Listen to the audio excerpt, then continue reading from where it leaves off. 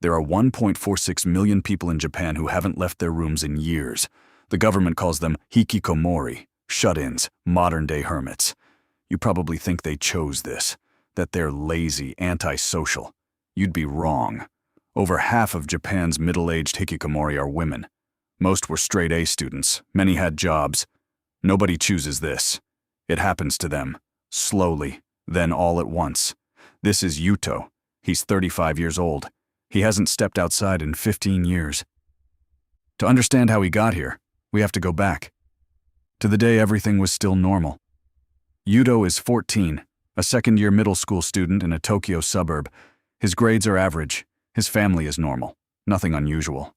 Then one day a classmate decides Yuto is different. Japan calls it ijime. In English, bullying. But ijime is different. It's not one tough kid punching you. It's your entire class pretending you don't exist. His chair gets moved. His desk gets drawn on. His name gets erased from group chats. He tells a teacher. The teacher says, "Try not to stand out so much." In Japan, the nail that sticks out gets hammered down, and Yuto just got singled out. At home, he says nothing. In Japan, you don't bring shame to your family. One Monday morning, Yuto's body won't move. He tells his mother his stomach hurts. She believes him. Everyone has sick days. That day, he feels something he hasn't felt in months. Relief. Tuesday morning, the stomach hurts again. Wednesday, a headache. Thursday, a fever that isn't real. By Friday, he hasn't said the words out loud, but he's made a decision. He's not going back.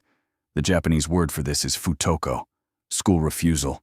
Last year, 354,000 kids did it. Most return, some don't.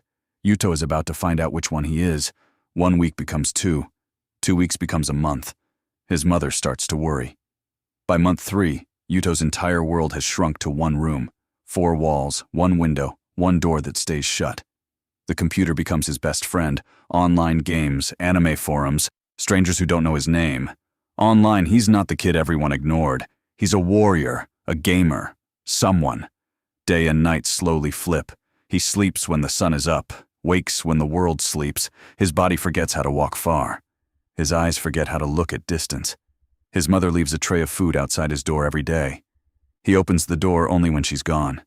This ritual will last for 15 years. Seasons pass outside his window.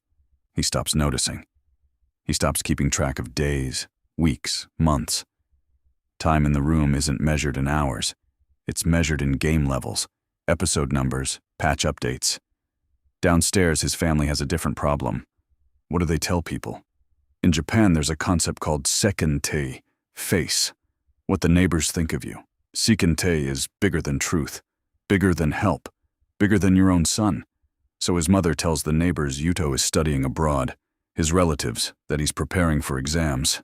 Each lie makes it a little harder to ever let him out again. His father handles it the Japanese salaryman way. He works later, drinks more, says nothing. His little sister stops inviting friends home. She doesn't want them to see her strange brother's door. The family dinner table keeps one empty chair. Nobody mentions it. This silence has a name too. Amae, the unspoken dependency that keeps Japanese families both together and trapped. A Japanese mother's job is to protect her son, even from the truth, even from himself. So she cooks, she cleans, she pays for his internet. She does not cut him off. Because in her heart, she believes one day he'll just come out. Tomorrow, maybe. Tomorrow comes and goes 1,000 times. The sister graduates, moves out, gets married, has a kid. Yuto hears the news through his door. His grandmother's funeral happens. He doesn't go. Nobody asks why. By now, the family has become experts at pretending he isn't there, and Yuto has become an expert at pretending they aren't either. By year 3, Yuto starts to realize something worse than being trapped. He can't go back even if he wants to. In Japan, a resume with a 3-year gap is a death sentence. 5 years? Unthinkable. 10? You don't exist. Japan hires new graduates. 1 shot. 1 spring. Miss it. You're not a failed applicant. You're invisible. Every year he stays inside, the wall outside grows taller. The Japanese word for this is haji, shame, and haji compounds like interest. The longer you hide, the more there is to hide from, and the bigger the reason to stay hidden. Somewhere in year 7, Yuto starts thinking about disappearing for good. He doesn't act on it. He just exists, inside a room that became a coffin he's still breathing in. Fast forward. Yuto is now 40. His mother is 70. His father just turned 72. Japan has a name for this situation. The 8,050 problem. 80-year-old parents, 50-year-old children, still inside. There are tens of thousands of families like Yuto's. Aging parents taking care of aging recluses. Nobody talks about it.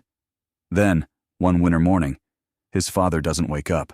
His mother, now alone, delivers the meal tray to Yuto's door. Her hands shake. Inside the room, Yuto hears her. He still doesn't open the door. When his mother goes too, who takes care of Yuto? Nobody has an answer. Some die in their rooms. Japanese has a word for that too. Kotokushi. Lonely death. Bodies found weeks after, sometimes months. The landlord discovers them. Japan is running out of time on this, quietly.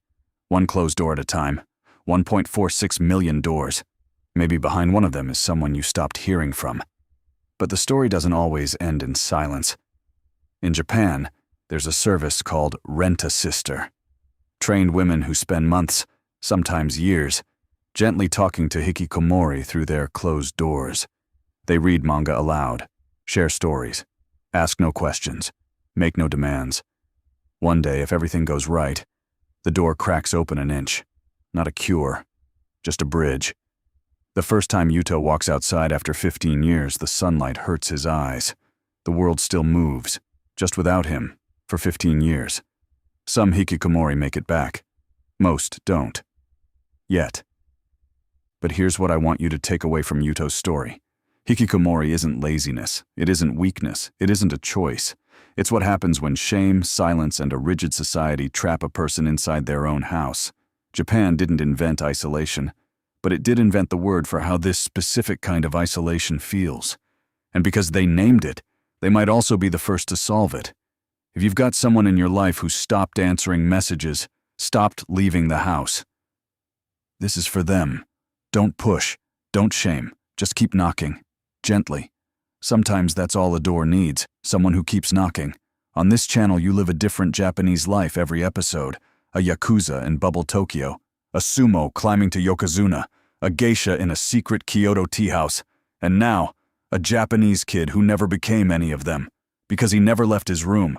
If this episode meant something to you, subscribe. The next life is coming, and if you know someone who's been quiet too long, send them this. It might just be the knock on the door they've been waiting for. This was what it's like to be born in Japan, as a Hikikomori.